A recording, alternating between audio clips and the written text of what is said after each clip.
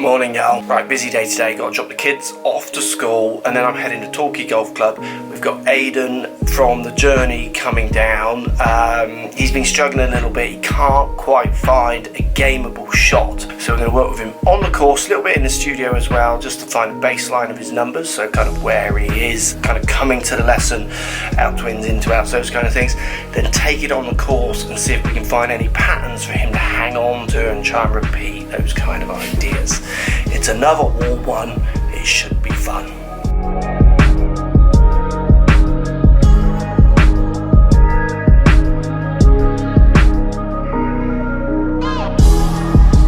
Right, Torquay Golf Club on the course with Aiden. Let's see what he's doing out here. So we started inside in the studio with, I just want to get baseline from Aiden's numbers of delivery. He was hitting a little bit out to in and was leaving the face up to 9 degrees open to his path. So getting a few high right wafters, which is what he's complained about. His grip's got a little bit too weak. So he started here strong and he's almost gone too much the other way. So we're just trying to get that back to where we want it. And a little bit more positive in his wrist angles I want as well, which we're going to see if he can bring out onto the course. And when he hits the right one, biggest question for me is, can he react with a better swing so he gets one rather than 2 or 3 bad shots in a row.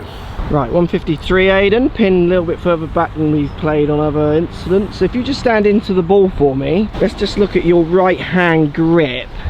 Let that thumb hang off the left side. Good. So where's too weak? Where do you go to? Yeah, let's not go there. And even just strengthen a little bit. Yeah, that's good. Now if you slowly come back really slowly, what are we doing with the wrist? Go back. Yeah, really trying to flatten off at the top. So slowly back, slowly stop. So stop halfway. So here you want to feel like this is just turning down. It could also set in a little bit more towards you. That might help with a bit of path direction to the right. Yeah. So when you do that, where do we miss? Do we turn it into an overdraw, or what happens in relationship to your cut is what we want to see? Yeah, try and punch this one in there. Okay. When you mean punch, does that mean you're going to go lower? Yeah. Are you going to put the ball back? Yeah. Okay. And that feels like, because you're at the top end of distance is why you're doing that? A bit lower, get a bit further. Okay. So basically it's the de-lofting that's giving you the extra distance.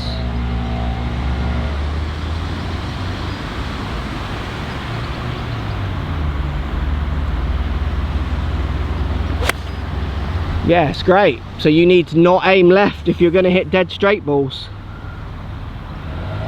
Good effort.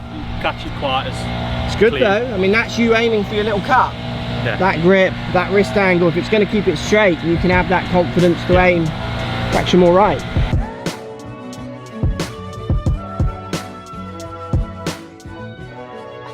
Ryan Little.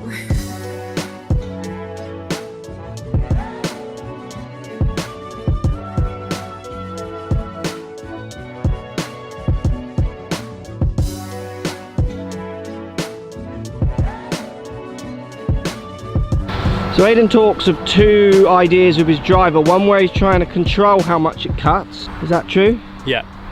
And what's the other one? One's just accepting it's going to cut more. And what do? You aim up the left a bit more? Yeah, up the left a bit more when And I'm then- trying to hit a cut. Yeah, so you're going to do that one on this occasion. Yeah. Let's see it.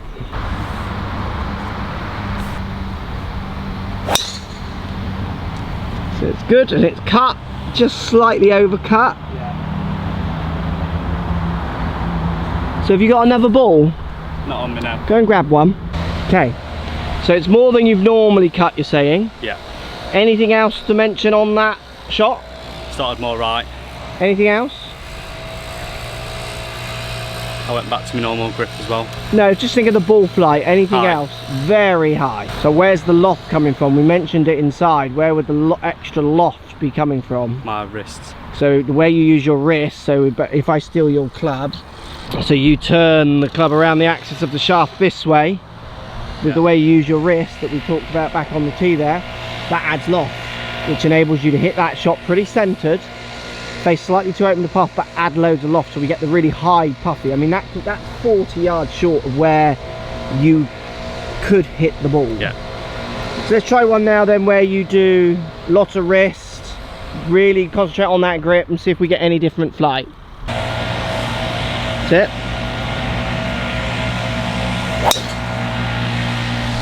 So it's probably similar height.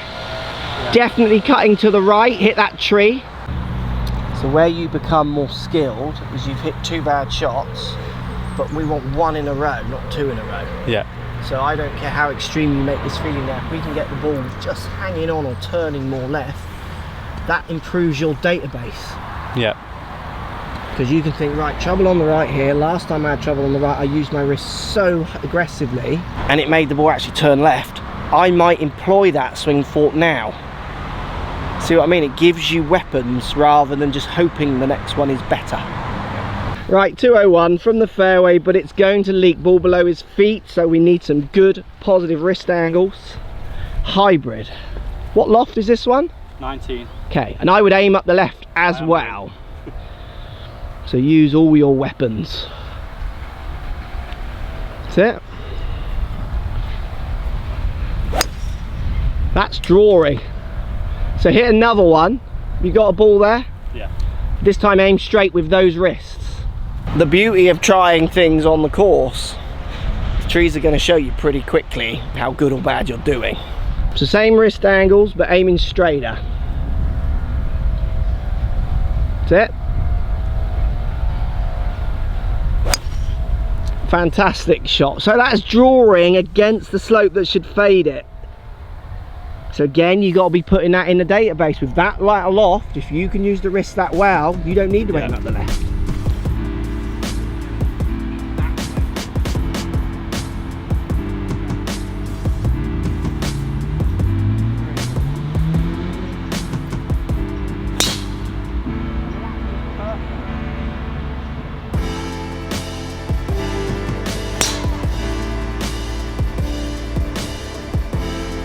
So fairway lie, so can control distance and stop in theory. It's 137, which is a slope rating, so that's what it's playing to that pin. What are you going to do? 9 iron, middle at green. Okay, what's your 9 iron distance? 125, 130. So you're playing the shyer club? Yeah. Because? I don't want to be over at pin. Yeah, I mean that's a great, that pin, I see this so often, people buzz the pin, play the yardage. You've got to be, so I'm going to have a bit of fun and I'm going to play the yardage. But if I was playing in a tournament, I would 137. Yeah, I'd be in a soft 9, where I might go for a hard 9 little 8. Yeah. But if I was playing, I'd go for a soft 9. So we're going for a 9 with good wrist angles. So one point I just said there as well for Aiden, make sure your shoulders are pointing right. So common, people weaken this grip off too much and move this over, which makes this shoulder push forwards. Then what happens is they weaken this grip. So move it back, sorry, strengthen it, strengthen it. But then they don't adjust the shoulder, correct, so your shoulders are still well left, which is pushing path left a bit for you. Face closing to path, so you pull, draw it. Yeah. Let's try one. Little clean? Little clean, a bit of a, not enough wrist. Correct, love it, good response, yeah. Do you want to hit another? You got a ball there?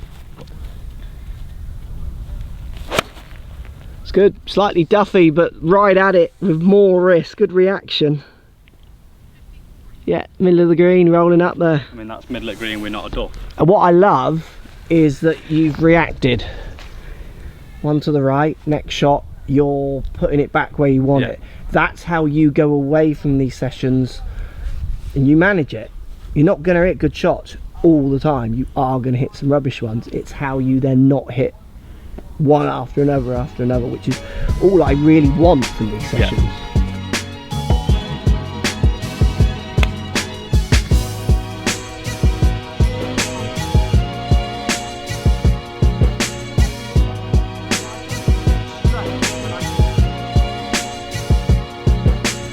I love to do that in practice, like play a few silly ones. Like I want to, because there'll be a time where I need to do that. And if I'm always defending, which that's kind of where I am, it takes me out of my comfort zone to think, right, I'm going to hit the one that could go low. I just want to get really close, not that I have through direction, but I'm doing the aggressive side because I know I can be so anti-aggressive. If you think about the way we're practicing though, so I'm asking you to overdo your wrists, I'm trying to overdo my negativity. Yeah. But you see what I mean? So we're all doing the same. Yours is a movement-based thing. Mine is a mental stroke clubbing thing. Yeah. But it's my weakness I'm trying to fight. Yeah. Your weakness is controlling loft. You need to be doing what I'm doing there. Try and overdo it. Yeah. You know, and I'm getting up to a pin which is in a crazy position. Yeah, that's... So Aiden's been to Gainsborough. We talked about your driver collapsed, didn't it? Your old driver, the weight broke. fell out, or it broke. I mean, it was battered. And you asked me what driver to get, and I said try certainly the G Max as a good one. I also said try the D2 for Titleist as well, but you know, I'm happy you went for this. Just so if Titleist are watching, I am trying to sell your club's Titleist. That's a joke. Sometimes I have to tell people I'm joking because they take it. Right, okay. So I love this driver for you. I think it's a great club, which is why I pushed you kind of to go and try it. I spoke to Ping because I told them you were coming. Yeah. And they showed me your results, and they wanted to fit you into the LS, not the LS, the SF, the jaw biased one. But they knew what we were talking about with lessons, with wrist angles, and they stayed with this one. So what do you feel about that? I'd rather have a club which means I can work around my swing than have one that tries to fix it. Yeah, and I'm the same, because I've seen you be able to control left and right, even you are doing out here. Some of the ones where you're now actually turning it left with SF would be back to square one, where to go. The fact that this is set up neutral for you leaves it all in your hands, which is what I like as a coach. Not saying that SF isn't a good club, because I think for some people, and all the commitment they give to it or not, it serves its purpose. But for you, this is a much more positive buy, I think. Right, I've bigged you up. You've got to hit a straight one now. Pinger watching. One of the most pressured drives Aiden's ever hit in his life. So let's make sure the shoulders are not pointing left. Let's bring that club, yeah. I'm going to say something about your shot in a second, but let's hit it and see. I've got something I want to add. That's the necky one, isn't it? You are prone to that one. Especially when I'm doing this. So that went low left and down in there. So you got another ball. Why would you tee up on the right here? Just so I can hit it straight and, well, aim there and draw it round over. But the trouble is it goes to the right, so I will be teeing up over here, and I prefer this tee shot actually when the tee is open over here. I would never be teeing that up with you. Even with the swing foot and wrist ideas I'm giving you, it's going to make it anti that way if you're staring at a bank of trees. So always use that tee as much as possible. Same swing, we just need a strike with it.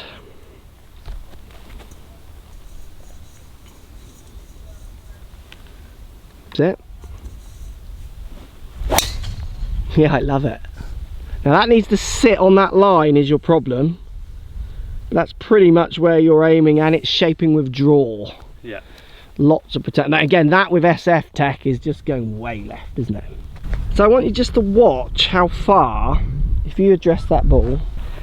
So you tend to default the irons at the minute slightly far forward in your stance. Yeah. Which has a tendency to want to move the path a little bit left. Yeah. So I want you to practice when you, like if you're on a course like this, chance to hit a few balls at a range, hitting from your standard position, which is slightly too far forward for me. Yeah. And then somewhere you feel like it's in the centre to slightly too far back. And then I need you to understand or tell me what shapes you get when you move it. Yeah. Because if you keep hitting good wrist angles and then you feel like you're getting a few that are just overturning to the left, it could be as simple as you just moving the ball in the middle of your stance. That pushes your club path maybe 2 degrees further right, and then we get the face going with it a little bit, so it starts a bit further right and draws back. So I definitely need you to play with that. So what ball position here are you going for? Just middle of my stance. Okay, middle of your stance, and then shoulders not aiming left and good wrist angles.